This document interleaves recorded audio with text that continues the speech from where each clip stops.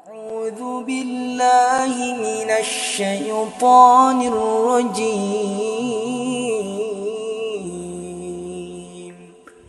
بسم الله الرحمن الرحيم.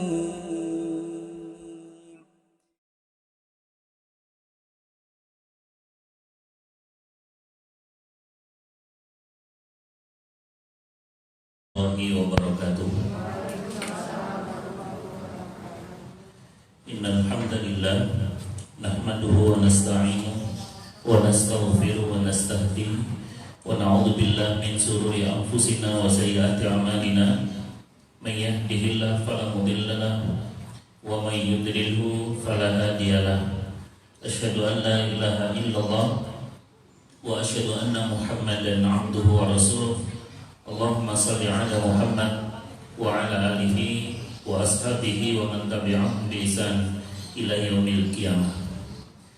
Ibu-ibu sekalian, jamaah Majelis Taklim Al-Firdaus yang dirahmati Allah, Nabi SAW bersabda, "Man salaka tariqan yaltamisu fihi ilman, sahalallahu bihi tariqan ilal jannah." Barang siapa, hadis ini sering kita dengar, barang siapa, kalau namanya barang siapa itu umum, laki ataupun perempuan, menempuh suatu jalan untuk mencari ilmu, berarti melakukan perjalanan, bukan online, offline ya. Kalau online tidak melakukan perjalanan. Dan barang siapa menempuh suatu jalan untuk mencari ilmu, berarti dia berjalan, dia keluar dari rumahnya ya. Niscaya dimudahkan oleh Allah baginya jalan menuju surga. Berarti hadis ini banyak faedahnya. Satu, surga itu identik dengan ilmu. Orang kalau ingin masuk surga itu pasti cinta ilmu. Di sini ada ibu yang nggak ingin masuk surga, bisa katakan, Ustaz kasih hadiah buku. Baik, ada ya. Maka Allah akan mudahkan langkahnya menuju surga. Berarti surga identik dengan ilmu. Yang kedua, kata Imam An-Nawawi rahimahullah, beliau mengatakan bahwa dalam hadis ini memberikan faedah. Seseorang baru keluar dari rumahnya, belum dapat ilmu, belum ketemu gurunya, belum sampai ke masjidnya, belum sampai ke majelisnya, itu aja sudah bisa memudahkan langkah menuju surga. Berarti kalau ingin masuk surga, diantaranya sering-sering touring majelis ilmu, keliling ke majelis ilmu. Di sini ada majelis ilmu, di masjid sana ada majelis ilmu, di sana insyaallah. Karena melakukan perjalanan, berarti offline ya insyaallah. Mudah-mudahan kita termasuk orang yang dimudahkan langkahnya oleh Allah di menuju surga. Allahumma amin. Jemaah rahimahullah, materi yang judulnya apa materi? Bila masa tua tiba. Berarti yang belum tua tidak perlu dengar ya. Oh perlu ya, semuanya perlu. Saya mengambil tema ini, mungkin ada yang pernah mengikuti kajian kami. Saya ambil langsung di belakangnya ya. Yaitu judulnya Misteri Umur 60 Tahun ya. Saya kehabisan buku total dulu, pernah saya kupas di Masjid di sini beberapa tahun yang lalu. Dan saya pada kesempatan kali ini ingin menyampaikan amalannya aja. Apa yang perlu dilakukan di masa tua. Ada beberapa hadis Nabi SAW terkait usia 60, usia tua. Di antaranya hadis ini. Anda fokus pada hadisnya, jangan fokus pada orangnya ya. Kayak bapakku, kayak mbahku ya. Kayak mantanku. Nabi SAW bersabda, ini dari hadis Nabi, Mu'tarakul manayah ma baina sittin ila sab'in. Pertarungan maut itu di antara usia 60 hingga 70. Ini hadis ya. Hadis riwayat Imam Bukhari. Para ulama mengatakan, memberikan penjelasan bahwa usia 60 sampai 70 itu usia di mana banyak terjadi kematian. Jadi lagi umur 60, umur 70 ada yang mati, itu jadi wis wayai. Memang udah saatnya. Walhamdulillah Allah kasih tahu 60-70 itu usia-usia menuju kematian. Makanya harus hati-hati. Nanti saya terangkan, saya kupas dulu. Saya akan bedahkan dulu 3 hadis ya, terkait dengan usia 60. Ini hadis yang pertama. Yang kedua, yang insya Allah sering kita dengar, yaitu amalu ummati ma baina sittin ila sab'in wa aqalluhum man yajuzu dzalik. Umur umatku antara 60 hingga 70. Dan paling sedikit dari mereka adalah orang yang melebihi umur tersebut. Jadi umur umat Nabi itu antara 60 sampai 70. Sedikit yang lebih dari 70. Dan itu benar kan? Kalau di sini kira-kira yang lebih dari 70 ada? Ada, cuma nggak mau ngaku mungkin ya. Nggak ada. 69. Lelangnya turun 68, 67, 65, 64, 60. Oh, itu 60 ya. Dan bisa dihitung kan? Berarti yang lebih dari usia tua itu jumlahnya sedikit. Ini hadisnya. Dan itu terbukti. Rata-rata usia 60, 70 sudah banyak yang wafat. Ini saya sampaikan hadisnya dulu saja. Hadis yang ketiga, riwayat Imam Bukhari, a'dzarallahu ila imri'in akhara ajalahu hatta balaghahu 60 sana.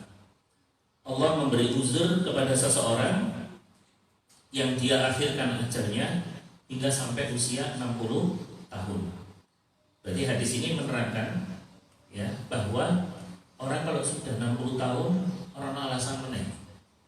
Tidak ada alasan lagi untuk nggak taat, nggak sholat, nggak ibadah. Paham? Allah tak terima alasan. Misalnya ada anak TK, anak SD, insya ya. Anak SD rasa moco, anak TK rasa moco. Kira-kira kita bisa memaklumi atau tidak? Tapi ada anak SMP, rasa moco, rasa nulis. Kira-kira kita akan ngomong apa? Nemen kan? Kok ini lapoe TK SD, moco ya kan? Orang bisa. Demikian pula kalau ada orang usia 60 tahun belum ketemu dalane, 60 tahun cek main Mobile Legend, cek main PUBG, ya, cek main game apa itu zombie. Ada di sini 60 masih main zombie? Gak datang ya orangnya. Lagi ngajari cucunya online. Kan sering kita coba gitu. Ya, itu usia 60 tahun. Makanya nggak ada alasan lagi. Jadi orang kalau sudah usia 60 nggak ada alasan dia tak sholat, dia nggak ibadah. Apa nih? Karena ngajari, kok nggak gelem moro lah. Jadi sekarang nggak ada alasannya. Majelis ilmu banyak, ya kan? Majelis taklim banyak, masjid kajian subuh sampai syuruk ada, duha ada, maghrib sampai isya ada. Ya, bahkan dekat-dekat, apalagi di Saudi Jajar katanya udah kajian. Ya, sama kajiannya, saya bukan ustadznya datang sendiri, pasang LCD sendiri, mencok kabel dewi, ganjol dewi, moli dewi. Tidak ada alasan lagi untuk tidak solid, tidak ada alasan lagi untuk tidak taat kepada Allah. Ya. Maka ini itu 3 hadis.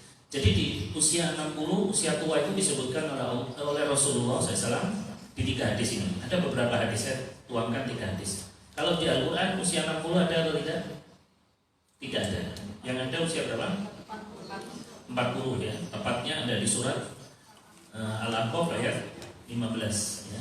Ini adalah doa kalau sudah masuk usia 40. Nanti saya lebih fokus pada amalnya di hari tua. Ya, nanti apa hal yang harus dilakukan di usia tua. Startnya ini usia 40. Saya lebih mantap lagi. Dulu saya bedah buku-buku seputar usia 40 ya, ketika usia 40 tiba.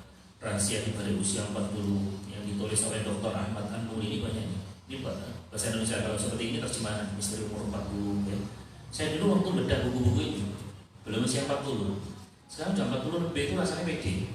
Ternyata orang kalau sudah 40, kenapa kok Allah sebutkan usia 40 tahun di surat Al-Aqaf ayat 15 tadi? Ya kan? Kami telah perintahkan kepada manusia untuk berbuat baik kepada ibu bapaknya, ibunya yang mengandungnya dengan susah payah, lalu melahirkan dengan susah payah. Ibunya mengandung dan menyusui selama 30 bulan. Ketika anak itu dewasa dan mencapai umur 40 tahun, nah Allah sebutkan ya, balagha arba'ina sana. Nanti ada buka ya di surat Al-Aqaf, dia berdoa ini. Kenapa kok usia 40 disebutkan? Jawabannya gini, tadi usia manusia itu usia berapa rata-rata kita? 60 sampai 70. Nah kalau kita, ibu, saya sudah sampai 40, berarti 2/3 umur kita sudah kita lewati. Nah itu makanya kok sampai Allah sebutkan Nabi SAW diangkat menjadi seorang Rasul pada usia 40. Karena itu usia-usia mapan.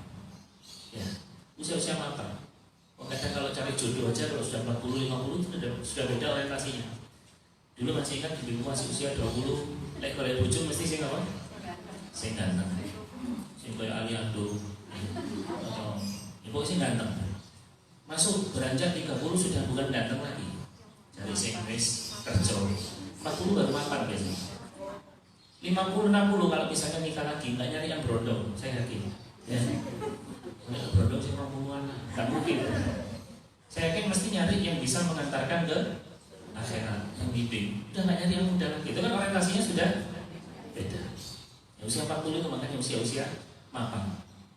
Saya kurang setuju dengan pendapat hidup dimulai dari usia 40. Salah. Berarti selama ini 40 tahun nggak hidup. Mengenai kok usia 40, saya nggak fokus 40 ya. Nanti insya Allah tahun 2040 lah kita bahas usia 40 ya. Mudah-mudahan ibu masih hidup ya. Baik, saya akan lebih fokus ya. Ini ya, ini doanya dulu. Nanti usia 40 banyak ini. Rabbi auzi'ni an ashkura ni'mataka allati an'amta 'alayya wa 'ala walidayya wa an a'mala salihan tarda wa asrif li fi dzurriyyati inni tubtu ilaika wa inni minal muslimin. Ya, wahai Tuhanku, ini boleh Anda baca ya. Mulai bahkan sebelum 40 boleh. Sekarang sangat boleh Anda. Rabbi, wahai Tuhanku, auzi'ni, beri aku petunjuk. Jadi kalau udah usia 40, Ustaz wis capek kalau menerangkan, wis capek ya nyeramai, konconi wis capek kalau jabri. Kalau sudah usia 40, auzi'ni, langsung kepada Allah, tak pakai perantara lagi. Auzi'ni. Untuk apa? Satu, ashkura ni'mataka allati an'amta 'alayya. Ada 5 permohonan kita di usia 40 ke atas. Satu, banyak bersyukur kepada Allah. Bersyukur banget tuh ya 40 hidup. Bersyukur banget hidup 50 masih hidup walaupun ngantuan kalau pengajian karena gulanya naik. Jadi banyak bersyukur, alhamdulillah 40 masih bisa ibadah. 40 ini banyak bersyukur. Usia 40 itu betul-betul banyak bersyukur. Nikmat Allah itu sudah 2/3 kehidupan Allah berikan kepada kita. Saya tidak akan bedah masalah syukur nanti panjang. Ya secara poin aja. Yang kedua, wa 'ala walidayya, bersyukur masih punya orang tua. Masya Allah. 40. Anda kalau usia 40, 50 orang tua pasti lebih tua. Gak mungkin lebih muda. Ya. Kecuali kalau orang tua sambung. Jadi Anda bersyukur usia 60 sih duwe wong tua. Ini kesempatan berbagi. Saya ada jamaah saya yang biasa touring sama saya. Beliau sudah usia 65. Masih punya orang tua kan? Beliau usianya 62. Tapi wajahnya mirip usia 61 ya. Itu masih punya orang tua. Orang tuanya usia 85 bayang. Ini kesempatan banget dan bisa berbakti sama orang tua. Kan kata Nabi SAW, sungguh celaka eman wong tua si urip tapi orang lebu surga. Iman banget kan, siapa tuh punya orang tua, masya Allah. Yang ketiga, wa amala sholihan tarda. Usia 40 ini sudah lebih fokus untuk banyak beramal. Sudah bukan mikir karir lagi, sudah bukan mikir masa depan lagi. Quotesnya itu saya buat statusnya betul. Tidak ada masa depan. Sesungguhnya masa depan kita itu apa? Kematian. Masa depan kita itu kematian. Tidak ada bu masa depan bu. Masa depan kita itu surga. Kalau bagi orang beriman. Ya kan? Kadang-kadang kita tanam-tanam ini masa depan mulai, masa depan mundur. Masa depannya mereka apa? Mati. Tidak ada. Itu masa depannya apa? Mati. Saya masa depannya mati. Cuma ibu duluan, baru saya. Atau saya duluan setelah ibu. Jadi itu ya. Banyak sudah mikirin amal soleh. Kalau usia 40-50 kan mikirnya sedang turu, mau tahajud gitu kan. Mikirnya gitu. Mau salat duha, nanti ngaji, ya, masya Allah, mikirnya sudah amal soleh. Yang keempat, wa aslih li fi dzurriyyati, memperbaiki, ya, berilah kebaikan pada anak turunanku. Sudah mulai mikir anak tadi opo, tadi menungso, tadi simo, ya, jadi apa, jadi anak soleh enggak, nanti mereka mampu enggak, anak saya enggak, itu sudah mulai kepikiran, ya kan? Usia 40 itu sudah mikirin anak. Ya. Saya dulu usia 30 mikir lebih benar, usia 35, 40 sudah jarang, kecuali kalau ada yang jabri saya. Ya. Gak usah diteruskan itu ya. Dan yang kelima, inni tubtu ilaih, banyak taubat kepada Allah. Usia 40 itu banyak taubat kepada Allah. Nah, baik ini ya, usia 40. Baik, saya akan menyampaikan usia 60 dan alhamdulillah kita bersyukur kepada Allah diberi tahu batas usia kita 60 sampai 70. Kalau umat dulu, Ibu perlu ketahui, umat dulu tuh nggak tahu sampai kapan mereka hidup, ya. Nabi Adam usia sudah 30, Nabi Nuh 1000, 195 dia. Mereka tuh nggak tahu kapan, jadi nggak flat. Dari Nabi Nuh 1000 tahun, Ibrahim sampai 95 tahun, melorot kan? Sehingga mereka itu bingung kapan matiku, penuh was-was. Kalau kita kan, kalau sudah 60, ini berarti apa, sudah sinyal. Apalagi sudah sinyal-sinyalnya nampak, rambut sudah meninggalkan dunia hitam, ya kan? Putih kabeh. Putih-putih itu artinya mikirnya sih putih-putih, sih bersih. Terus apa lagi? Fisik sudah kena penyakit kompleks, budek, buyutan, boyok, beser, pengajian sendeng, ya. Jamaah sendeng. Memang ada. Jadi orang pengajian jamaah sendeng ada. Biasanya pakai jilbab hitam orangnya. Sudah, itu kan sinyal kan dari Allah. Saya dulu waktu kuliah, waktu ikut bela diri tinju ya, saya dulu waktu masih kuliah boxer, itu paling rajin lari kuat. Sekarang lari sudah nggak kuat, jadi kan sudah mulai melemah. Ya, tapi kalau jalan sepeda masih kuat ya. Tapi fisiknya sudah mulai melemah. Ini kan sudah nasihat dari Allah. Dulu ibu-ibu kalau makan bebas kan, mau makan apapun boleh. Sekarang lek makan mikir. Bu, ini makan cantik, coba kolesterol. Sekarang orang penyakit ini makanan. Penyakit itu apa ini? Ninglet, ya. Ninglet. Makanan orang ini ninglet baru ono penyakit. Makan dia, mesti mikir penyakit. Makan padang itu cok santan. Ya. Makan PT kulitnya di pinggir. Ini kan sudah mulai tanda-tanda dari Allah. Ya, usia 60. Alhamdulillah, kalau umat dulu itu enggak tahu. Makanya kita bersyukur Nabi Muhammad SAW itu dikasih usia 63. Ya, usia 63, dan usia beliau ini adalah usia yang mewakili usia umatnya. Baik. Nabi SAW bersabda, bersyukurlah orang yang dikehendaki baik di akhir hayatnya. Sebagaimana sabda Nabi SAW, apabila Allah menghendaki kebaikan pada hambanya, Allah akan menjadikan orang tersebut suka beramal. Ya. Idza aradallahu bi'abdin khairan istamara. Sahabat bertanya, "Kaifa yastamiluhu ya Rasulullah?" Bagaimana dijadikan suka beramal? Maka Nabi SAW mengatakan, Allah memberi taufik kepadanya. Taufik itu apa? Suami saya Ustaz. Taufik itu bimbingan. Jadi Allah bimbing, Allah tuntun, Allah pandu untuk beramal soleh sebelum meninggal. Berarti ibu-ibu walaupun biarnya nuaka, double gitu ya, biar si SMA, ya kontak-kontak pacar, karo Agus, karo Bambang, Sugeng, Haryanto, soalnya ya Anton, ya Adi barang ya. Biar misalnya orang harus penting apa? Tuh ya. Akhirnya ya, insya Allah. Allah akan memberi taufik kepadanya untuk beramal soleh sebelum meninggal. Bersyukur walaupun biar kakak-kakak mungkin biar beruntung ngaji ya, mungkin biar jarang kajian. Zaman dulu orang yang pakai jilbab itu kan masih ingat tuh, lewat baru mau kaji wae di Celuk Umi, masih ingat? Berarti itu ya sampai ini. Saya ini malah aneh, kok nggak jilbaban tambah aneh karena sudah banyak yang jilbaban, kecuali yang cowok. Ini bersyukur ya, Allah memberi taufik kepada ibu untuk beramal soleh sebelum meninggal. Berarti kalau hari tuanya senang ngaji, ya, senang ke majelis ilmu, senang poso, ya, senang ke pengajian walaupun tokoh telat, ya, itu masya Allah. Berarti Anda dikehendaki baik.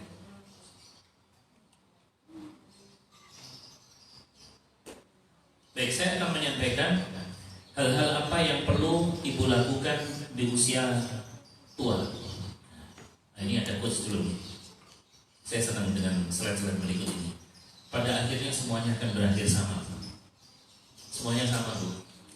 Saat usia 50 tahun, cantik, jelek, sama saja. Tak peduli seberapa cantiknya, kamu di usia itu kerutan dan spot, kulit kendur, tak bisa terus kamu sembunyikan dengan tinju dan bedakmu. Umur saya kan berapa ya, Bu ya? Ibu mau pakai bedak mereknya kan MS Glow ya? Atau gamping di podo, umur saya kan podo sama. Kalau ibu sudah masuk usia 60, apa yang terjadi? Usia 60 tahun pendidikan tinggi dan pendidikan rendah, posisi tinggi, posisi rendah, podo wae. Setelah pensiun, tak ada lagi bos dan tidak ada lagi bawahan. Podo kan Bu, umur 60. Mungkin ada ibu-ibu dulu bos. Loh, kan dia anak buahku. Ibu berani nyuruh dia, tolong jual sadar pun apa? Pokoknya saya gitu anak buah, podo wae gitu kan. 60 sama.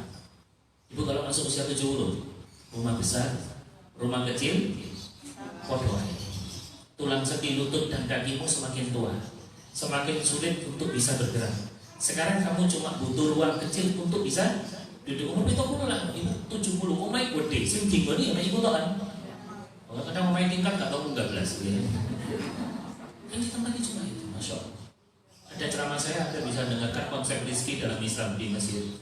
Banyak beberapa website di Mesir, di Atom Briefing ada, Anda bisa cek itu. Kajian maghrib bisa. Semua orang itu rezekinya sama, Bu.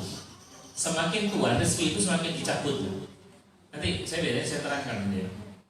Apa bedanya dunia dengan rezeki? Rezeki yang sudah kita nikmati. Semakin tua, Bu, rezeki itu sudah semakin dicabut. Dan biar makan apa ya. Saya ingin makan banyak pantangan.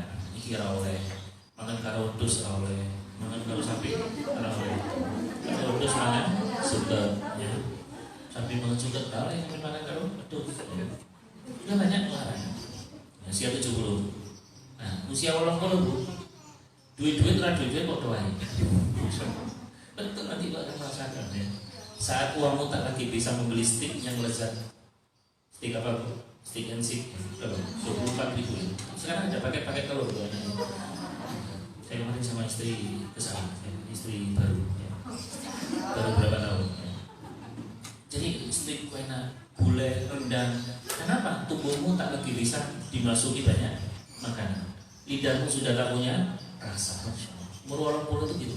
Ibu kalau sudah 80 punya 1 miliar, tuku mobil, wah tak tuku mobil si mati ya, bisa rasa nyopir. Ya, nyopir nunggu setengah jam es meremai dunganto itu. Jangan hanya nggak bisa nikmati. Duit satu yang tuku sepeda motor yang wapi, bisa rasa nyopir. Itu kan dicabut kan, dia punya dunia tapi nggak punya rezeki. Dan yang parahnya, Bu, kalau sudah usia 90 tahun, turu kali lagi mau doain. Itulah usia tua. Nanti pada akhirnya apa? Sama, endingnya itu sama. Sebetulnya itu nasihat dari Allah, dunia dicabuti, dia sudah nggak bisa menikmati dunia, makanan nggak bebas. Itu artinya dia hendaknya dia mempersiapkan hari menuju kematian. Allah, baik. Ada beberapa hal yang perlu ibu-ibu lakukan di usia 60 tahun, di usia tua khususnya. Yang pertama, kami ingatkan dengan sabda Nabi SAW, wa innamal a'malu bil khawatim. Ini yang soalnya sing apa mekur hadis itu. Sesungguhnya setiap amalan itu tergantung pada akhirnya. Sepak bola, Bu. Sepak bola itu berapa menit? 90 menit. 2 kali 45 menit. Menit 45 menit pertama unggul 3-0. Ternyata berbalik. Ya. Dikalahkan 4-3. Kenapa? Karena di pertandingan pun yang dilihat adalah endingnya, terakhirnya. Nggak peduli tim lawan menang 2-0, 3-0. Yang penting nanti kita harus kejar ketertinggalan. Itu karena Allah melihat amal itu berdasarkan endingnya. Bisa jadi seorang yang solih, ya, bisa menjadi pemabuk di akhir hayatnya, dan seorang berzina bisa menjadi orang yang soleh di akhir hayatnya. Itu yang kita ngeri, Bu. Makanya orang solih bisa jadi pemabuk. Harun Yahya tahu? Ya kan bagaimana sekarang hari Tuhan masuk penjara dengan ideologi yang sangat menyesatkan. Dulu saya tukang jual kasetnya. Dulu saya putarkan orang-orang dengan karya fenomenalnya itu. Sekarang seperti itu. Abdullah Al-Qasimi, seorang ulama dulunya, penulis kitab Bainal Islam wal Wataniyah, antara Islam dan ateis. Ibu tahu matinya? Matinya dalam keadaan ateis. Padahal dia ini paling memerangi orang yang tidak percaya sama Tuhan. Sekarang dia sendiri tidak percaya sama Tuhan dan mati dalam keadaan kufur. Itu yang kita takuti. Ending kita, main ini ya. Orang itu dilihat akhirnya. Wis poin biarnya kayak, dan ibu perlu saya sampaikan. Ibu tidak boleh mengungkit-ungkit masa lalu seseorang. Misalnya ada orang, ibu kenal di sini loh, sing jilbaban ireng, sing maskeran batik, tidak dia tak, oh nakal tak, tidak boleh. Dia nak di sini kerja di tempat itu tidak boleh kita ungkit. Sekarang baik selesai, tutupi masa lalunya. Kita tidak boleh menciptakan. Ingat, kalau ada orang maksiat bu, boleh kita tutupi. Ada teman kita masuk tempat maksiat, tutupi, jangan malah difoto kirim di grup. Ya. Tapi kalau ada orang nyimpang, boleh kita viralkan. Kenapa? Supaya penyimpangannya itu tidak menyebar luas. Orang kalau maksiat, ingat, orang kalau maksiat itu masih ada potensi sadar, masih ada potensi tobat, masih ada potensi menyesal. Tapi orang menyimpang tidak ada potensi tobat dan menyesal. Ada seorang pelacur itu kan ya, diwawancara, saya sebetulnya nggak mau melakukan itu, kan hati kecilnya dia tidak mau, mana tuntutan ekonomi, karena suami dia pergi meninggalkan dia, ya suaminya tidak bertanggung jawab, sebenarnya dia tidak mau, hati kecilnya pasti tidak mau. Tapi kalau orang menyimpang, mengatakan semua agama sama, kabeh pasti mlebu surga, ke agama Islam, ke agama iki, ke agama iku, kabeh mesti mlebu surga, kayak gitu. Orang nyimpang kayak gitu dituturi mesti wangil tenan tuturan.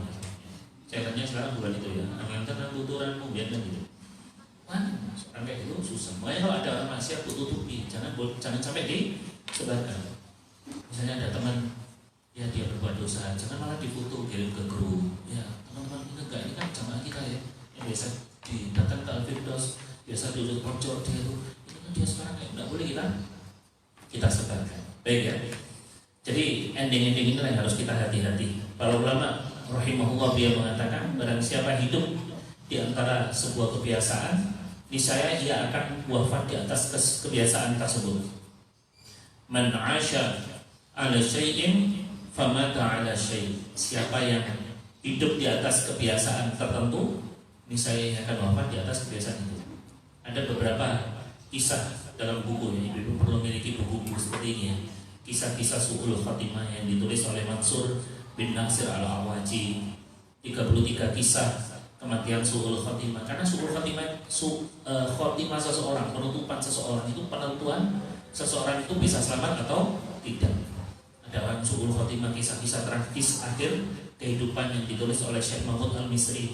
Ada orang, disitu disebutkan kisahnya, ada orang mati di talqin la ilaha illallah nggak bisa, dia malah mengatakan 100 meter, 40 meter, karena dia kerjaan ini pasar.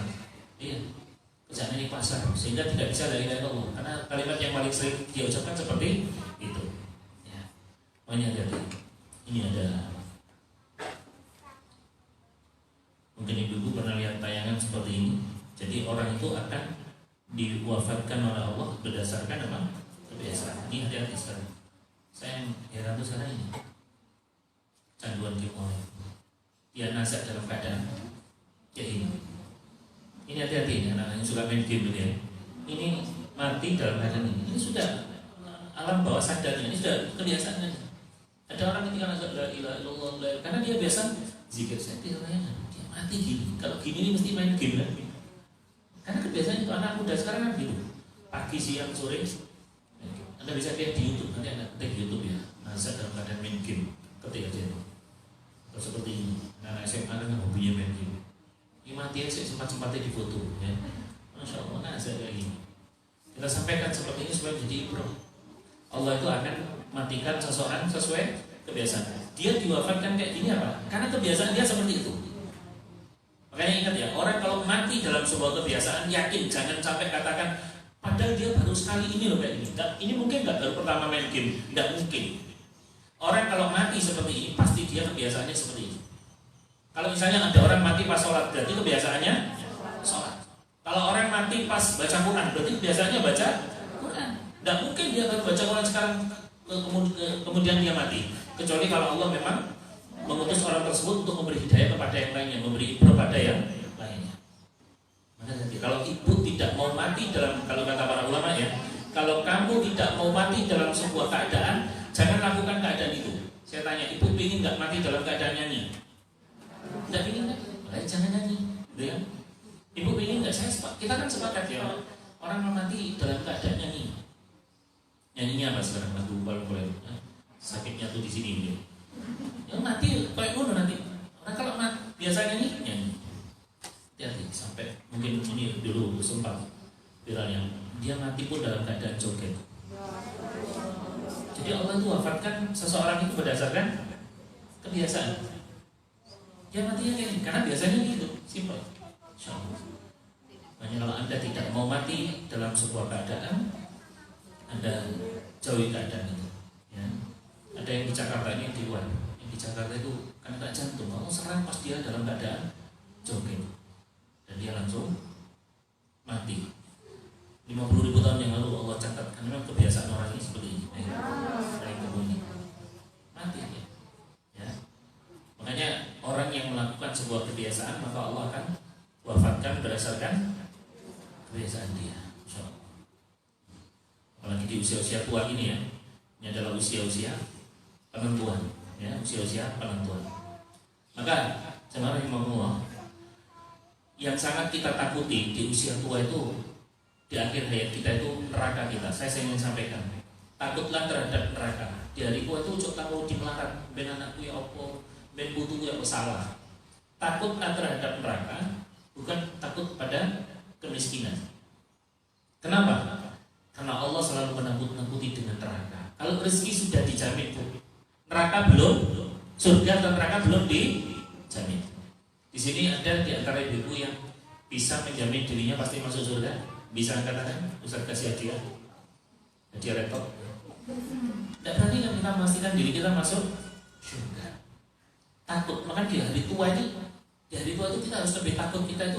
Takut kita kepada Allah itu beda dengan takut kepada selain Allah. Ibu kalau takut sama kecoa, berusaha tidak ketemu sama kecoa. Takut karo tikus, rawani ketemu tikus. Takut sama Allah bukan berarti tidak ketemu sama Allah, justru deketi. Takut Allah nggak ngabulkan doa kita. Takut Allah nggak ngampuni dosa kita. Takut Allah murka sama kita, kan tambah wedi, tambah dicedeki gitu kan, tambah dekat. Bukan tambah dijauhi.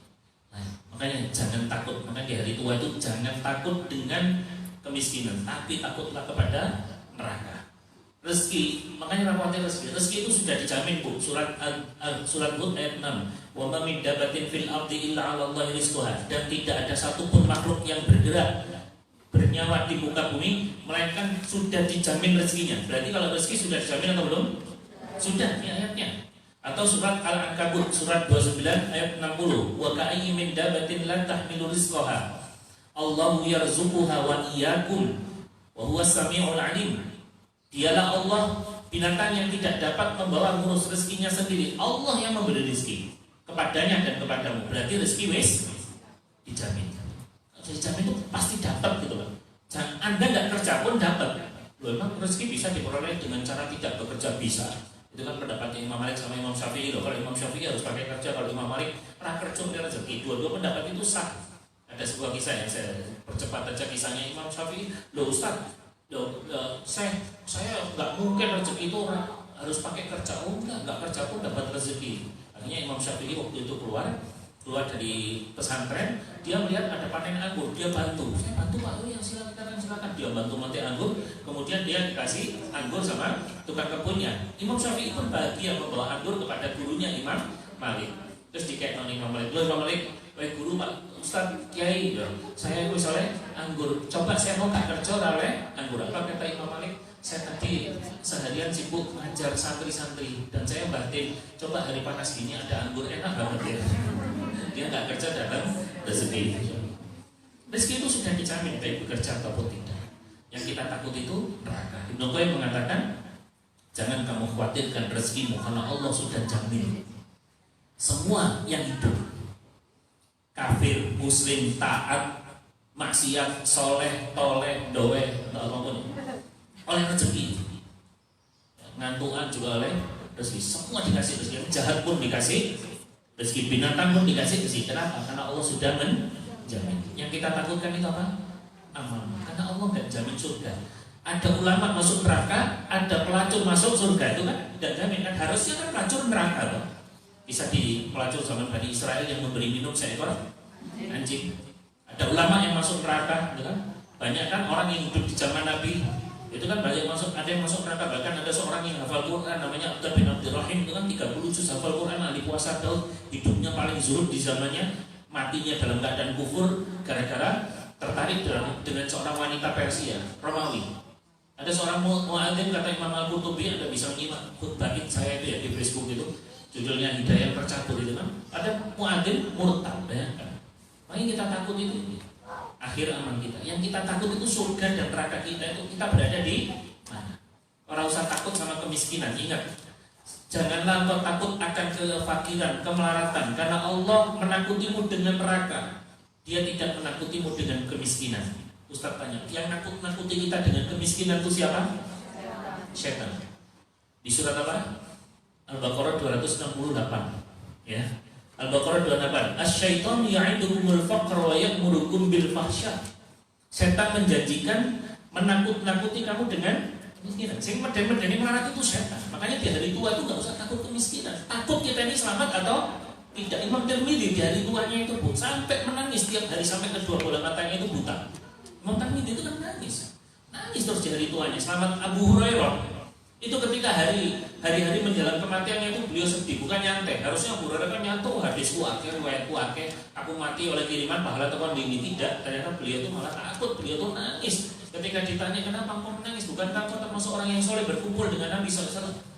Apa yang dikatakan beliau? Ya, perjalananku panjang. Ya, setelah kematian kan perjalanannya panjang, sedangkan bekal belum tentu cukup. Abu Hurairah tahu diri. Abu Hurairah itu kan masuk Islam usia berapa? 60. Masuk Islam usia 60. 4 tahun ketemu Nabi SAW. Dia takut seperti itu ya. Makanya ini penentuan akhir usia-usia akhir. Terus apa yang perlu dilakukan? Nah, ini jangan sampai tadi amalan itu dilihat dari akhirnya. Ada seseorang yang sungguh telah beramal dengan amalan penghuni surga dalam waktu yang lama, kemudian ia menutup hidupnya dengan amalan penghuni neraka. Dan ada orang yang ia sungguh telah beramal dengan amalan penghuni neraka dalam waktu yang lama, lalu ia menutup amalnya dengan amalan penghuni surga. Ferdi Budiman, tahu kan? Pengedar narkoba. Semua dosa mungkin lebih perfect. Saya nggak tahu, dia dulunya non muslim kalau nggak salah. Terus di penjara dia ketemu seorang dapat hidayah, akhirnya detik-detik hari-hari menjelang dia dieksekusi ya oleh tim penembak. Apa yang dia lakukan? Hampir tiap hari dia khatam Quran, hampir tiap hari dia puasa. Penampilannya beda itu. Allah kalau sudah memberi hidayah kepada seseorang, makanya hidayah itu yahdi may yasha. Innaka la tahdi man ahbabta.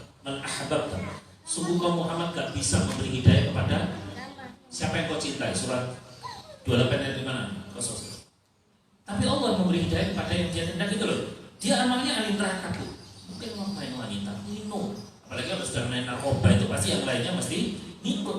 Jadi mafia, jadi geng. Tapi matinya menjadi amalan penghuni surga. Itu yang kita takutkan. Makanya mulai sekarang itu kita harus takut jangan sampai kita tersesat di akhir jalan, nggak ketemu jalan.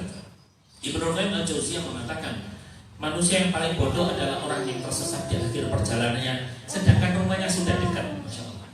Umur sudah 5 itu loh. Sila sholat, saya sampai kayak gini ini nyata. Usia 60, 65 masih dangdutan, ada nggak?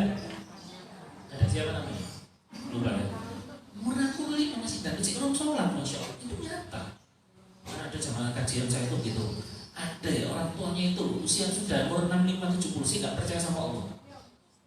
Kan kalau mungkin dia sih usia 20, 25 mungkin masih kritis-kritis sama pemikirannya. Dulu saya masih kuliah tuh ada mata kuliah filsafat tuh, masya Allah, alhamdulillah dulu backgroundnya pondok. Masa kayak gini sih? Itu kalau nggak kuat iman itu bisa tergoyahkan, masya Allah.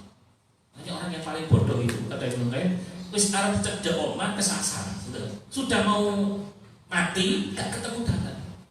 Masya Allah, benar-benar dikontrol kalau sudah usia tua. Ini adalah orang yang paling bodoh, orang yang paling bandel. Bahkan dia itu kata para ulama lebih bodoh daripada keledai.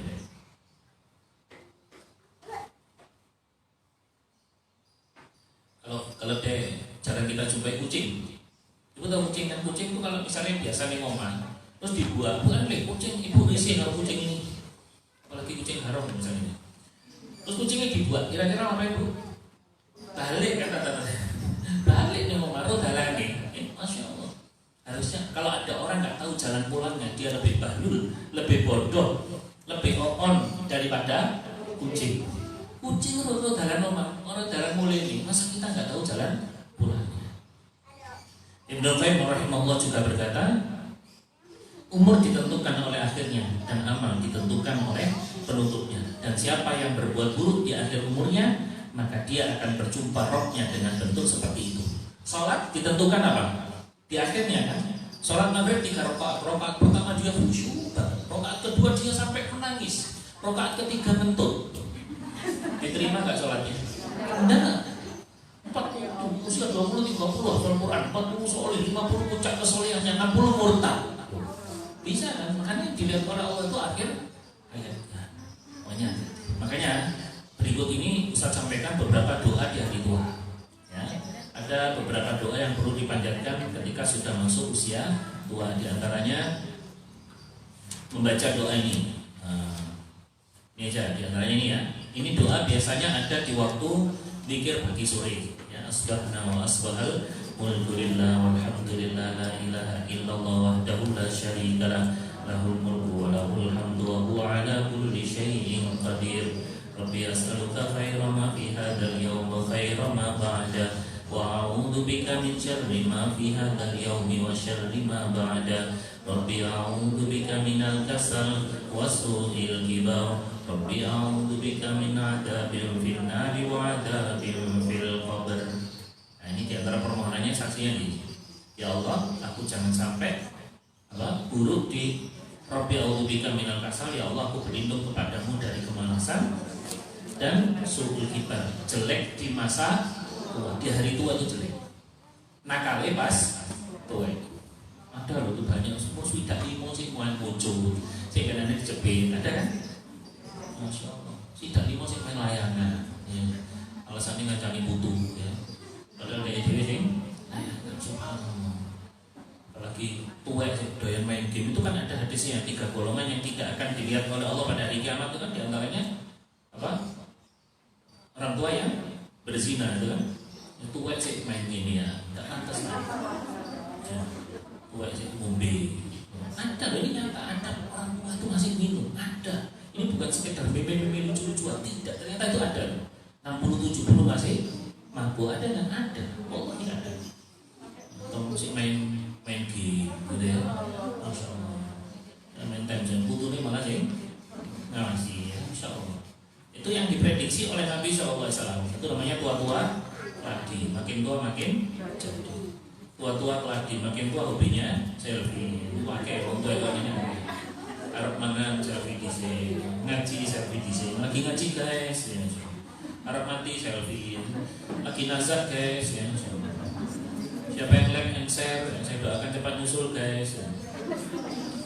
3 golongan yang Allah nggak akan lihat pada hari kiamat. 1, orang tua yang berzina, ini. Melarat sombong, imam yang gorong. Orang tua zina, padahal sudah nggak punya power, padahal sudah hasratnya sudah semakin turun gitu kan. Melarat sombong, orang duwe modal tinggi sombong. Kita fokus nomor 1. Jadi ini 3 golongan tidak akan diajak bicara. Maksudnya tidak diajak bicara itu apa? Tadi direken sama Allah itu tidak direken. Ya, orang fakir yang sombong dan imam yang pendusta. Ya, itu ya doa yang pertama. Doa yang kedua di usia 60, di usia tua, membaca doa ini.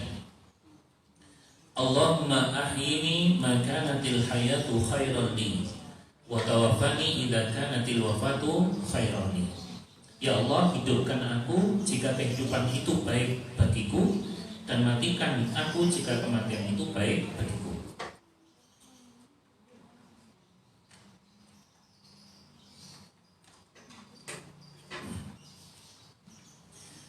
Hadis doa ini itu berangkat dari sebuah hadis. Jadi doa ini adalah minta kepada Allah. misalnya usia 60, 65, atau doa di usia tua. Dan yang kedua, doa ketika terserang penyakit tak kunjung sembuh. Baca. Jadi dalam Islam itu nggak boleh minta mati, Bu. Ya Allah tolong matikan aku, nggak boleh. Minta mati nggak boleh. Terus berdoa minta mati nggak boleh. Melakukan amalan menuju kematian nggak boleh. Mendoakan orang lain cepat mati juga nggak boleh. Ya Allah matikan mantanku, ya Allah aku tersakiti betul, ya Allah ya. Aku nggak tahu kenapa dia lebih bahagia dengan yang baru, ya Allah. Padahal yang baru masih cantikan aku. Nggak boleh mendoakan mantan cepat mati. Mendoakan diri cepat mati nggak boleh. Hadisnya seperti ini. Hadisnya itu ini. Sebelum doa tadi itu hadisnya ini.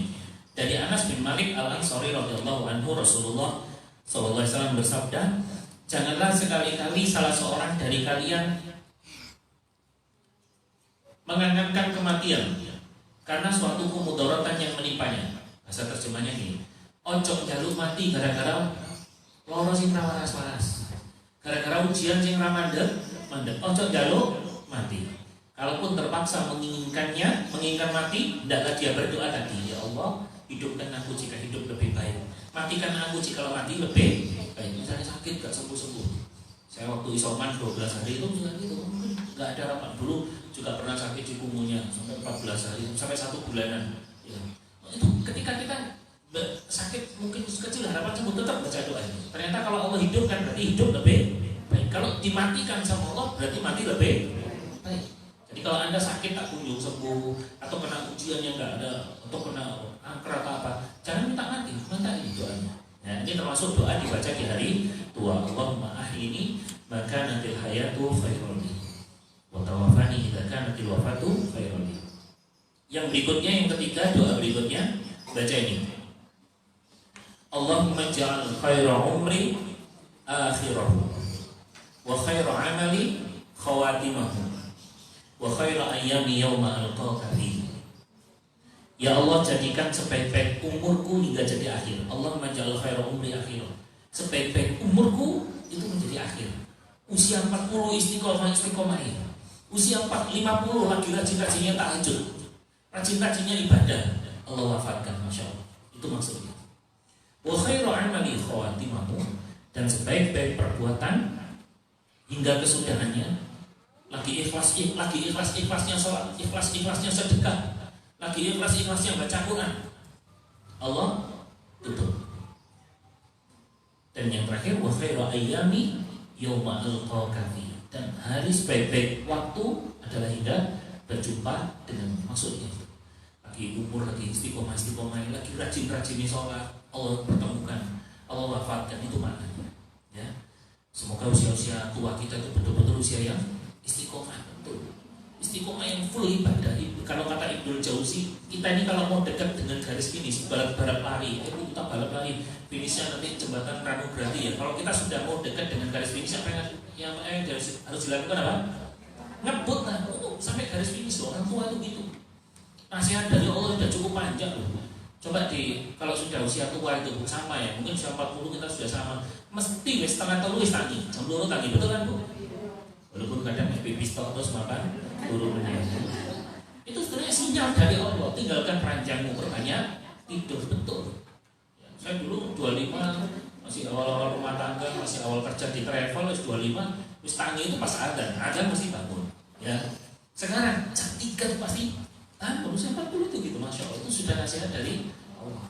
Makan juga banyak pantangan, itu suruh puasa, suruh ngosongi perut. Apalagi kalau sudah orang tua itu puasa itu kan insya Allah nggak lapar ya, mungkin hanya lemes gitu kan. Makan itu sudah mulai berdoa. Selanjutnya doa berikutnya di hari tua, baca doa ini. Perbanyak doa ini ketika sujud, baik itu sujud terakhir atau sujud pertama, 2, 3, bebas. Yang pertama, minta agar diberikan husnul khotimah. Allahumma inni as'aluka husnul khotimah. Ini kalau sujud minta ini. Alhamdulillah saya sudah dikasih husnul khotimah sama Allah ya, karena istri saya namanya Husnul khotimah. Ya, minta ini penutupan yang terbaik. Yang kedua, Allahumma rzuqni taubatan nasuha qabla al-maut. Minta taubat nasuha yang tulus sebelum mati. Lebih baik, ingat ya quotes-nya, lebih baik mengulang-ulang taubat daripada menunda-nunda taubat. Taubat, Senin taubat, ya Allah ampuni, salah ngulangi dosa meneh, taubat lagi. wis baleni meneh. Tobat meneh nangis-nangis, ya Allah, hamba mengulangi dosa hamba ya Allah. Kalau kepada Engkau yang Maha Pengampun tidak mengampuni dosa hamba ya Rabb, kepada siapa akan minta ampun? Allah lebih senang melihat orang ulang-ulang taubat daripada orang yang suka nunda-nunda taubat. Ingat, taubat tidak pernah mati, tidak pernah nunggu kita taubat. Sebagaimana hujan turun tidak pernah nunggu Anda siap jas hujan, siap mantel, siap payung atau tidak. Demikian pula kematian. Hujan turun kan nggak ngurus kan? Anda sudah siap mantel atau tidak? Saya kemarin touring eksplor kota Jember Lumajang, sampai Lumajang malam hari jam 8 malam sampai malam jam 12 jam 11 malam hujan, PKM. Padahal kita nggak nyangka kan musim-musim sekarang hujan gitu kan, harusnya panas, masya Allah, dingin di daerah gunung di Wonogiri dan sebagainya, masya Allah, hujan terus. Hujan itu tidak pernah nunggu kita siap payung atau tidak. Demikian pula kematian. Mending mulang-mulang taubat lebih disukai oleh Allah daripada nunda-nunda taubat. Ada orang nunda taubat sampai pensiun, jamin nggak dia hidup sampai pensiun? Apalagi mati itu selalu sifatnya mendadak, fuj'ah. Tanda-tanda kiamat, inna min amaratis sa'an mautul fuj'ah, ayyul hira mautal fuj'ah. Di antara tanda-tanda kiamat itu banyak muncul kematian mendadak. Orang-orang mati, bawa pengajian, senden, uji babiran, orang-orang mati. Interas, dijabat, merah muda, orang-orang muda, sudah mulai nih orangnya. Kemarin juga gitu, ada orang rokokan, orang-orang mati, betul? Ya, rokok ising mati. Minta tobat sebelum mati. Makanya kajian kehidupan pasca kematian, misteri alam barzah, Anda kalau sudah mengikuti kajian saya itu, kenapa orang muslim kok disiksa di kubur? Kenapa orang muslim kok ada yang disiksa di neraka? Karena dia mati masih membawa dosa. Kalau di dalam kitab Ar-Ruh 14 dosa yang menyebabkan siksa kubur, makan riba, hidup bermewah-mewahan, itu ada yang 14. Kenapa? Dia mati, dia suka borong, maka dia disiksa di kubur. Siksa kubur itu sampai kapan? Sampai kiamat. Ya lek mati saiki minggu ngarep kiamat PA. Nek kiamat sesuai gitu kan. Masyaallah. Makanya tobat terhapus loh. Nanti manusia lagi tobat lagi. Memang seperti itu. Syarat tobat ingat tuh ini ya. Ini diantara godaan setan. Kok apa tobat terus kok badani menaik itu. Ingat itu cara setan goda melalui narasi-narasi yang cukup indah, padahal itu adalah syubhat. Sampai tobat tuh lah, kok badani menaik. Percuma rasa tobat bisa. Kayak narasinya narasi yang baik dan indah. Padahal Allah itu lebih suka mengulang-ulang tobat. Ingat, syarat tobat itu bukan tidak melakukan dosa. Sekali lagi, syarat tobat nasuha itu bukan tidak melakukan dosa. Tapi ini kata Imam Nawawi, syarat tobat itu adalah berjanji tidak mengulangi lagi. Kalau nanti ulangi lagi, ya berjanji lagi, tobat dan berjanji lagi seperti itu. Mungkin anak kita, anak kecil wajar ya nakal ya. Janji sama ayah nggak boleh nakal. Iya ya, janji maaf kita maafkan. Minggu menit ngulangi menit. Ngapain lagi? Ya janji lagi kan mau apa? Ya, yang penting ketika kita janji terakhir kita mati sudah berjanji tidak mengulangi lagi. Memang seperti itu. Ya. Dan yang ketiga, banyak membaca doa ini. Ya muqallibal qulub, tsabbit qalbi ala dinik. Doa agar selalu istiqomah. Ummu Salamah itu siapa? Alhamdulillah sudah mulai sadar. Karena ada yang ditanya Ummu Salamah siapa? Bu Salamah. Ini kisah kemarin Ustaz cepat tua ya. Ustaz mengenal semua ini. Ummu Salamah itu istri Nabi pernah bertanya kepada Rasulullah SAW, wahai Rasulullah, kenapa engkau lebih sering membaca doa ini? Ya muqallibal qulub tsabbit qalbi ala din. Wahai Zat yang maha membolak-balikkan hati, teguhkan hatiku di atas agamamu. Ternyata doa Nabi itu bukan Rabbana atina fid dunya hasanah yang paling banyak dibaca ya. Bukan Rabbana la tuzigh qulubana yang paling banyak dibaca. Istri beliau itu bersedia doa ini. Kemudian Nabi SAW menjawab, wahai Ummu Salamah, inna quluba bani Adam baina asabi'illah yuqallibuha 'ala man yasha. Sesungguhnya yang namanya hati manusia itu selalu berada di antara jari jemari Allah. Siapa saja yang Allah kehendaki, maka Allah akan berikan keteguhan dalam iman. Namun siapa saja yang Allah kehendaki, Allah pun akan menyesatkan. Hati itu di genggaman Allah. Kita lo nggak tahu kan kapan tertawa, kapan nangis gitu kan? Kapan moro-moro guyu dewi, moro-moro nangis dewi, moro-moro guyu dewi. Penting ra gendeng ini. Kita kan enggak tahu nyetel itu. Dulu seneng sama ustaz ini, gara-gara ustaz Rabi mana suka seneng aku wong iki dulu enggak ada seneng sama orang ini. Itu kan kenapa hati itu yang membalak-balikkan Allah. Sampai ketika Nabi ngajari doa ini, ibu tahu, sahabat itu tanya, "Ya Rasulullah, kami ini enggak bakal murtad. Kenapa engkau meragukan keimanan kami?" Ya Rasulullah, kami ini taat sama Allah, kami ini terus ibadah kepada Allah, kami ini gak bakal murtad. Apa kata Nabi SAW? Jawabannya, hati kita itu berada di genggaman Allah. Allah balik-balikkan sesuai kehendak Allah. Tadi kan ada ulama murtad, bayangkan. Ada penghafal Quran murtad, ada tukang adzan murtad, namanya Sholih al-Mu'adzin. Ya, Imam Al-Qurtubi menuturkan Sholih al-Mu'adzin itu padahal dia tukang adzan tapi murtad, masya Allah. Itulah hati itu berada di dalam. Ada pendeta masuk Islam tuh, masya Allah. Ada kiai murtad tuh, hati itu berada di dalam Allah. Makanya supaya istiqomah baca doa ini, selalu baca. Ustaz, boleh saya baca di luar sholat? Oh boleh. Ini 3 doa ini dianjurkan waktu sujudnya, lebih banyak intensitasnya. Tapi Anda di luar sholat baca ini sangat boleh, tidak masalah. Ya.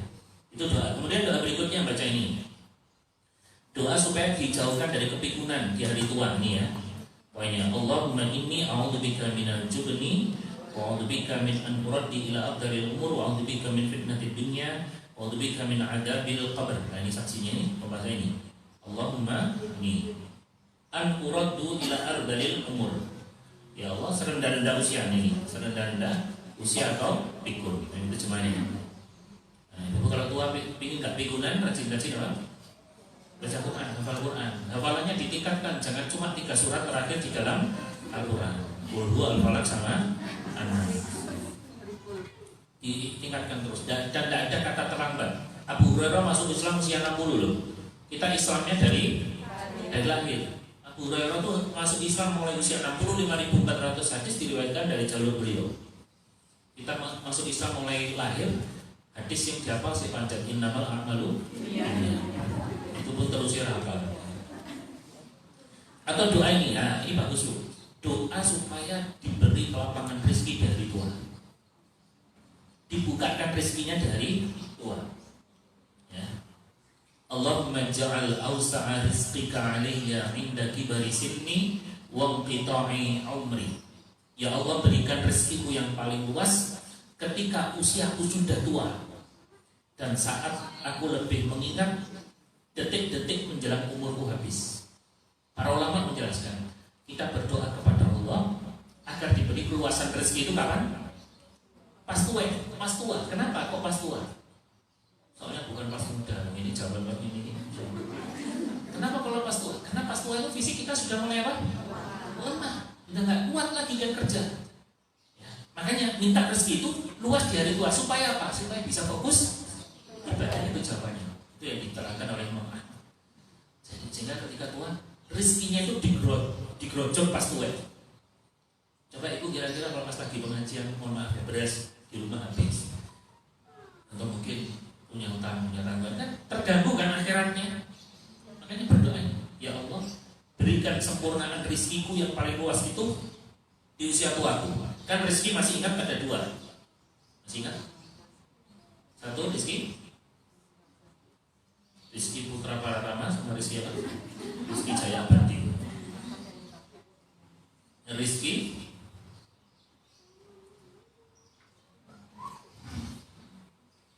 satu, rezeki mutlak. 2,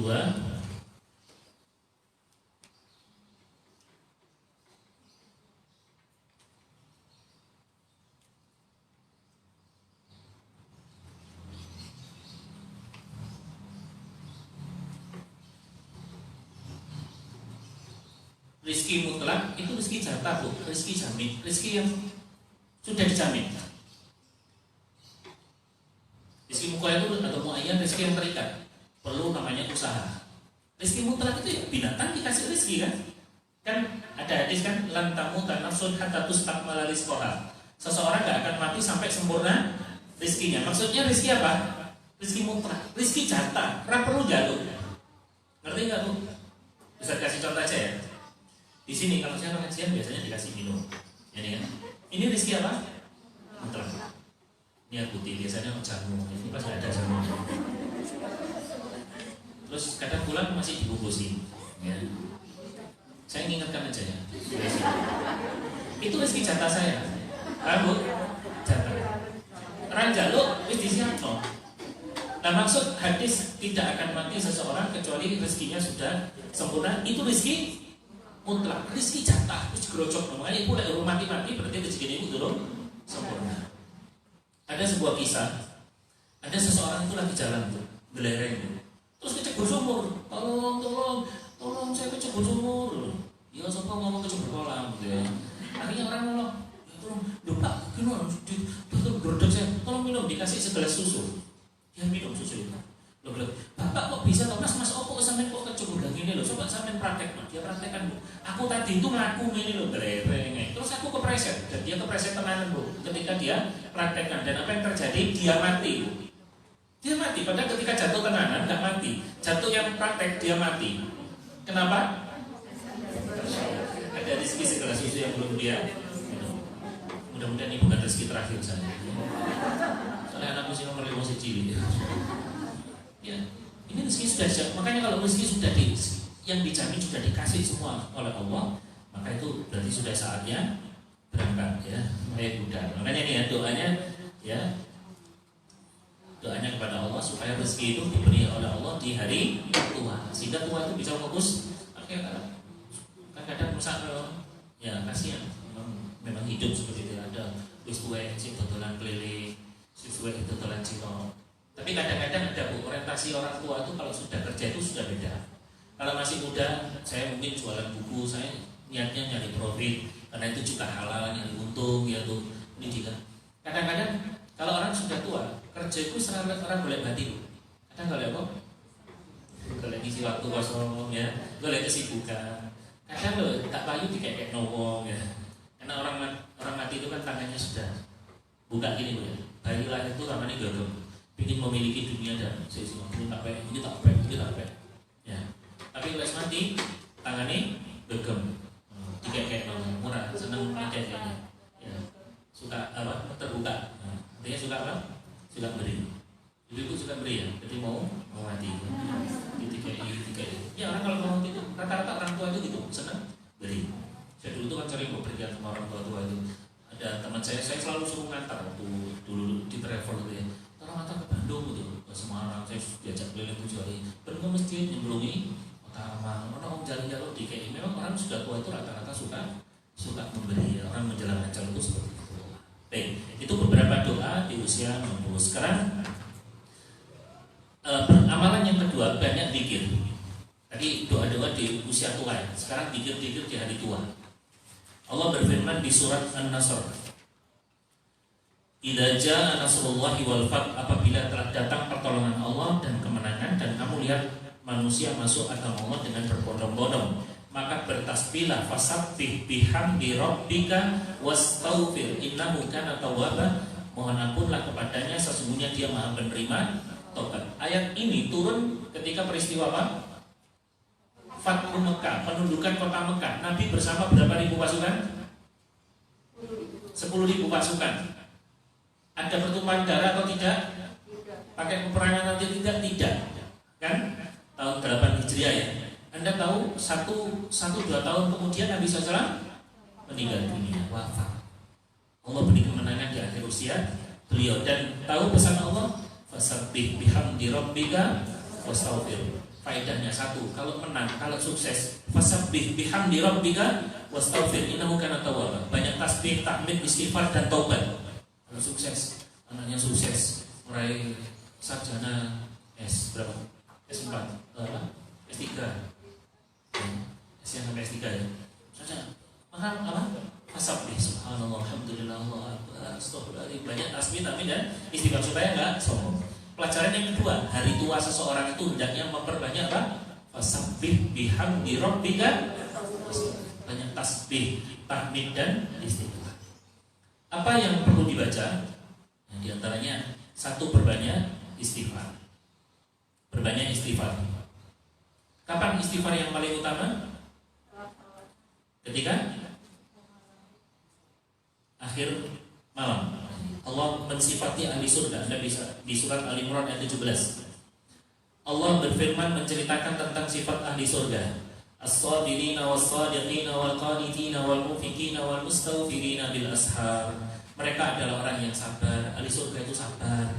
Ya kan? Ibu kalau sering sabar berarti insya Allah ibu ahli surga. Ya. Yang ambil 2 orang ya. Berarti ahli surganya cuma 2. Kemudian yang jujur, tunduk dan ini rajin istighfar di waktu sahur. Nih, di waktu sahur, wabil ashar, wal mustaghfirina bil ashar. Ashar itu waktu sahur. Sahur itu kapan? Sebelum subuh. Ya, waktu sahar itu setengah jam sebelum azan subuh. Azan subuh jam berapa? Berapa? 4:40. Terus ada lagi ya, beda pendapat mungkin 4:10, 10:40, 4:15, 4:20, 20:40. Ini jadi setengah jam, sebut aja jam 4:15 ya. Itu perbanyak istighfar. Dan di surat yang lainnya juga surat Ad-Dariyat ini ya. Syekh Abdurrahman As-Sa'di berkata beristighfar di waktu sahur itu memiliki keutamaan khusus tidak sama dengan istighfar waktu duha, waktu maghrib sampai isya. Sebab Allah sebutkan nih karakter ahli iman dan ketaatan. Wal mustaghfirina bil ashar. Ini dari surat Al-Imran tadi kan. Mereka orang yang suka mohon ampun kepada Allah di waktu sahur. Atau di surat Az-Zariyat ayat 18. Wabil asharihum yastaghfirun. Dan di waktu sahur mereka beristighfar. Ya. Wabil asharihum yastaghfirun. Banyak istighfar. Dahulu kebiasaan Abdullah bin Umar adalah mengerjakan sholat malam dan memperbanyak berdirinya. Lalu ketika telah tiba waktu sahur, beliau berhenti dari membaca Al-Quran dan mulai istighfar. Jadi ibu kalau tahajud ya, ibu tahajudnya jam berapa? Jam 5, itu subuhan. Jam 4 gitu ya, atau jam 3 sampai jam 4 atau 4:40 ya. 4:40 itu istighfar terus. Kalau bisa jangan lanjutkan sholat yang perbanyak. Kalau saya lanjutkan sholat sampai azan ya boleh aja. Kalau Ibnu Umar itu begitu, karena itu waktu sahar. Waktu-waktu ciri ahli surga memperbanyak istighfar. Ya, apalagi di hari tua berbanyak istighfar. Nabi SAW berjanji siapa yang senantiasa beristighfar. Satu, Allah jadikan setiap yang susah ada jalan keluar. Anda kalau susah, Anda kalau tertimpa musibah, berbanyak istighfar. Loh Ustaz, emang kalau saya banyak istighfar, musibah akan hilang? Tidak. Allah beri kekuatan.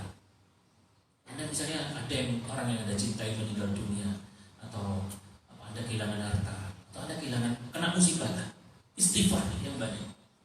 Apakah dengan istighfar itu orang yang Anda cintai itu tidak tetap mati? Sebab yang urip medeni bocah.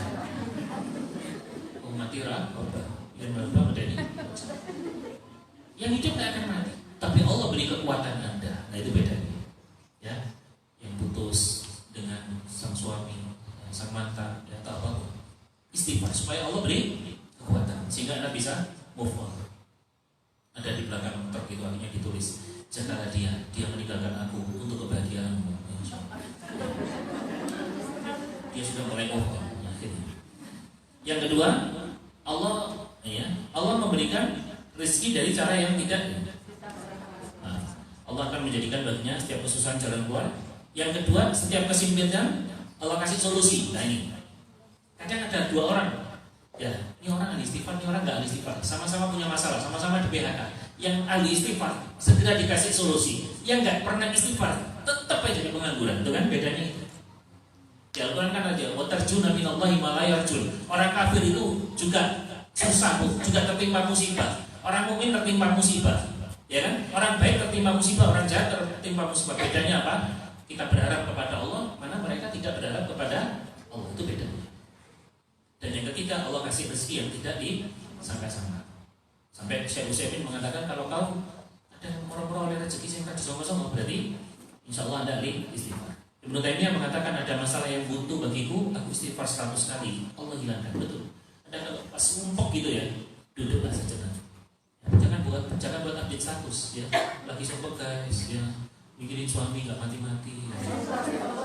Nggak boleh sumpok. Istighfar, duduk.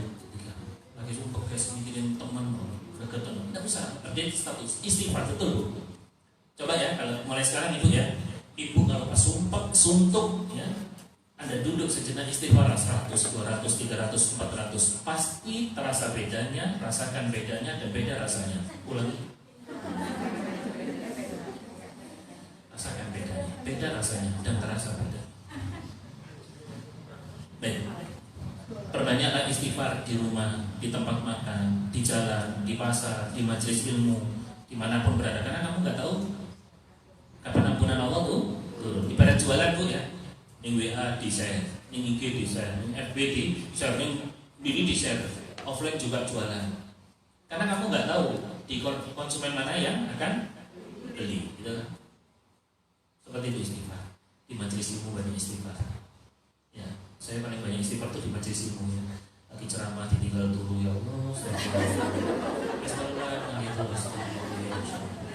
lagi ceramah difotoin terus ya Allah. Banyak istighfar. Baik. Kemudian zikir apa yang perlu dibaca di hari tua? Membaca ini Subhanallahil azim, Subhanallahil azim wa bihamdi. Siapa yang membaca ini akan ditanamkan pohon di surga, pohon kurma di surga. Ini adalah pohon kurma yang ada di Mekah. Ini miliknya Sulaiman Ar-Razi. Anda bisa lihat di YouTube ini, Sulaiman Ar-Razi. Orang terkaya ke-120 di majalah Forbes. Ya. Ini dihibahkan untuk orang buka puasa di Masjid Nabawi. Ya. Kemudian memperbanyak, saya percepat aja waktunya, membaca Subhanallah bihamdi 100 kali. Akan gugurkan dosa-dosanya Allah sepenuh buih di lautan. Terus memperbanyak membaca la haula wala quwata illa billah. La ilaha illa billah.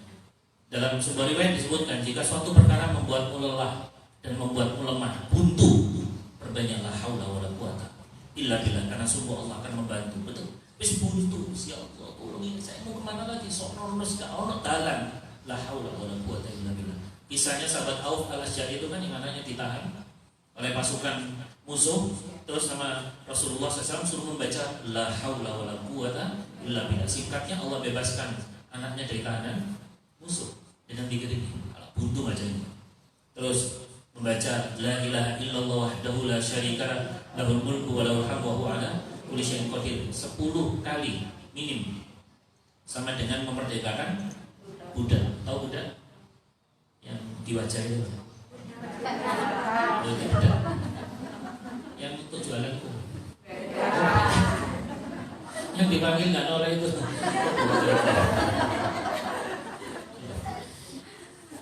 Ini ngomong aku ya sumpah kan cilan. Istilah dan itu bunyi. Ini ngomong kan bunyi. Ya, jadi memerdekakan budak. Budak itu apa? Yang makanan khas Jogja itu loh. Ini ya, minim 10 kali. Atau membaca ini. La ilaha illallah, hasbiyallahu la ilaha illa huwa alaihi tawakkaltu wa rabbul arsyil azim. Ini ada di Al-Qur'an surat At-Taubah ayat terakhir 7 kali. Allah cukupkan Anda dari urusan dunia dan akhirat. Ustaz, kenapa sih kok banyak zikir? Nah, ini jawabannya. Ya. Karena Nabi SAW bersabda, dosa anak Adam yang paling banyak itu terdapat pada lisannya. Anggota tubuh kita dari ujung rambut sampai ujung kaki, yang paling banyak dosanya itu apa? Mulut, lisan, lambe, wawancara. Ini paling banyak dosa. Tangan dosanya apa? Nyentuh, ya mungkin bersentuhan dengan jelis. Kaki melangkah, ya kan? Telinga ngrungokne, mata ngintip delok, gitu kan? Kemauan zina. Tapi kalau sudah lisan wakeh, sampai ada buku judulnya dosa-dosa lisan. Dosa lisan itu apa? Fitnah, berdomba, ghibah, terasa ngelek-ngelek wongnya ono. Itu jenenge apa? Rasane. Lek wongnya ono, itu jenenge ngenyek. Ya. Kita bicarakan kejelekan orang-orangnya ono, itu ghibah. Tapi lek wong ini ngarep Ustaz iku ngenyek. Ya wong iki goblok utekmu dhewe ndi to. Kan pas lagi pembagian utek melok teko ora. Itu kan ngenyek. Ya. Sampai setengah kilo bos. Sekarang kalau ngenyek itu gak karu-karuan netizen ya. Dosa lisan betul, dosa lisan itu paling banyak. Mencela, bohong, berkata tidak manfaat, syirik, kufur, itu kan dosa apa? Lisan. Makanya kita disuruh banyak berzikir kan di Al-Quran surat Al-Ahzab ayat 41 ya. Ya ayyuhalladzina amanu dzkurullaha dzikran katsira. Coba kalau zikir suruh sing akeh ini kan. Ya ayyuhalladzina, zikir suruh banyak nih. Al-Ahzab 41. Hai orang yang beriman zikir sing akeh. Tapi kalau amal, Al-Mulk ayat 2 yang menjadikan mati hidup supaya kamu beramal yang baik. Kalau zikir akeh-akehan Bu. Kalau amal api-apian, kualitas. Lek zikir kuantitas, lek amal kualitas. Sholat itu api-apian, umroh itu api-apian, bukan umroh bolak-balik. Aku seminggu umroh yang telu, maksud sih biar dari DKW gitu ya. Dan seminggu ya telu. Jadi amal itu bukan akeh-akehan, tapi api-apian. Makanya dosa yang paling banyak dilakukan anggota tubuh kita itu adalah lisan. Anda kalau susah zikir, memperbanyak baca doanya. Allahumma a'inni ala dzikrika wa syukrika wa husni. Ini doa dibaca boleh setelah fil alamina innaka hamidum majid. Baca Allahumma a'inni ala dzikrika wa syukrika wa husni ibadatik. Atau setelah sholat atau sepanjang waktu boleh. Ya Allah, tolonglah aku untuk berzikir kepadamu dan bersyukur kepadamu serta beribadah dengan baik kepadamu. Wallahu a'lam bishawab. Ini ada, kita buka sesi tanya jawab, masih ada waktu 6 menit. Apa yang saya sampaikan, saya cuma tinggal satu bukunya ini. Saya cari tadi di gudang. Satu buku ini, Bila Masa Tua Tiba. Ini harga 100, yang ini 30, berkah di usia tua. Ini juga sama. Saya cuma punya satu, nanti kalau ada yang berganda bisa di luar masjid. Baik, ada pertanyaan? Tidak usah rebutan, mungkin ada yang nambah atau mungkin ada yang kurang juga, tidak masalah. Ada yang mengurangi? Iya, Ibu silakan. Untuk imam yang berdusta itu bagaimana? Halo? Imam yang berdusta. Pemimpin yang berdusta, pemimpin yang suka ngibul, itu mana pemimpin? Ya pemimpin itu mesti ada yang ngasih doi kan? Ya. Jadi imam yang berdusta itu 3 golongan yang tidak ada. Pemimpin yang berdusta, ya pemimpin negara, raja, penguasa, karena dia berhak membuat kebijakan. Ingat tuh, kekuasaan itu, satu kekuasaan lebih hebat daripada 1 juta orang Saudi. 1 juta orang Saudi meneriakkan kebenaran, penguasa jahat ngomong enggak, ya selesai. Makanya kita berharap orang yang memimpin orang solid. Gimana caranya? Kita solidkan dulu dari yang bawah, dari majelis-majelis yang kecil ini. Saya yakin kalau sudah pilihannya sama dari yang kecil-kecil ini ya, insya Allah kita akan pilih orang yang baik. Saya yakin kalau di RT jangan usah di negara. Kalau di RT, wong mabuk-mabuk kabeh pemilihan RT, orang ustad kalau tukang mabuk mesti sih dipilih ya kok. Tukang mabuk. Karena kamu akan memilih seperti apa yang keinginan. Ada orang solid kan mungkin ojo wong mabuk gitu, kan enggak mau kan dipilih. Ya, maksud imam yang pendusta, penguasa yang suka bohong, suka dusta, suka mubar janji. Wallahu a'lam. Ada lagi? Ya, Ibu silakan. Apakah ada perintah untuk berdakwah bagi usia? Baik. Apakah ada perintah berdakwah? Berdakwah itu berarti ibadah. Ibadah itu sampai kapan, Bu? Finish ibadah. Ibadah itu sampai mati. Dakwah itu ibadah. Jadi dakwah itu, Bu, bukan kewajiban ustaz, Bu. Dakwah itu kewajiban siapa? Setiap orang muslim. Dengan kapasitas Anda, Ibu, mohon maaf misalnya Ibu sebagai RT, Ibu dakwah dengan kekuasaan Ibu. Saya Ustaz punya komunitas, alhamdulillah sekarang banyak sadar dakwah. Saya punya komunitas pensiunan, jamaah pensiunan. Ya.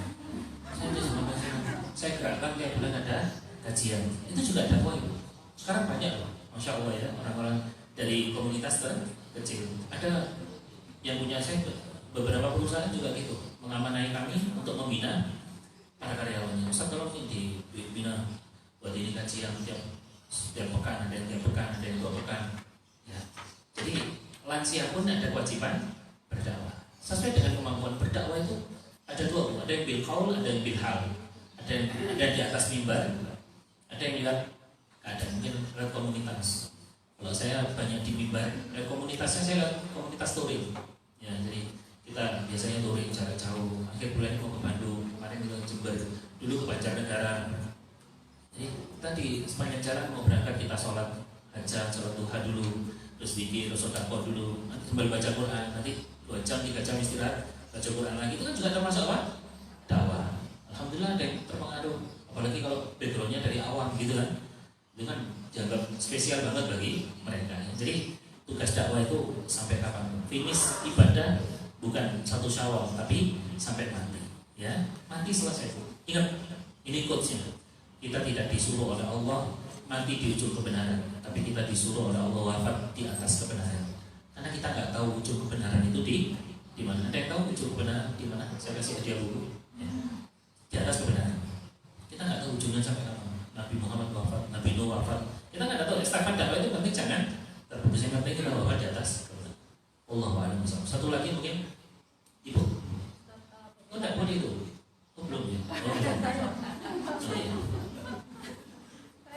Iya Bu, silakan.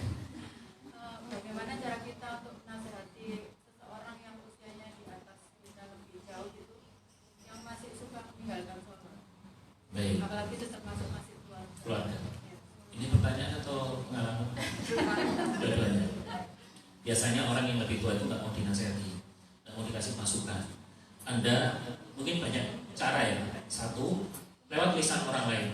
Yang kedua Bu, ini ternyata lebih efektif pakai media. Anda WA aja, gitu aja. Ada keluarga saya Bu, jualan sholat, susah disuruh sholat. Saya kirimi gambar-gambar itu ya. Anda kan bisa ketik Google penyesalan orang yang sudah mati, mereka tidak nggak sholat gini. Nggak saya panjang-panjang, Anda kasih artikel yang panjang yang sudah loe gitu. Saya kasih gambar.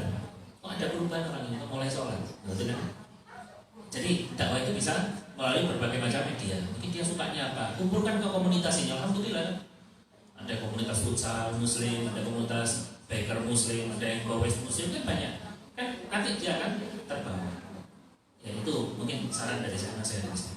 Wallahu a'lam bishawab. Demikian ibu yang bisa Ustaz sampaikan pada kesempatan kali ini. Semoga bermanfaat. Mudah-mudahan kita bisa menjadi hamba Allah yang istiqomah hingga Allah Subhanahu wa taala wafatkan kita dalam keadaan husnul khatimah. Amin ya rabbal alamin. Kita tutup dengan doa majelis. Subhanallahumma wa bihamdika asyhadu an la ilaha illa anta astaghfiruka wa atubu ilaik. Assalamualaikum warahmatullahi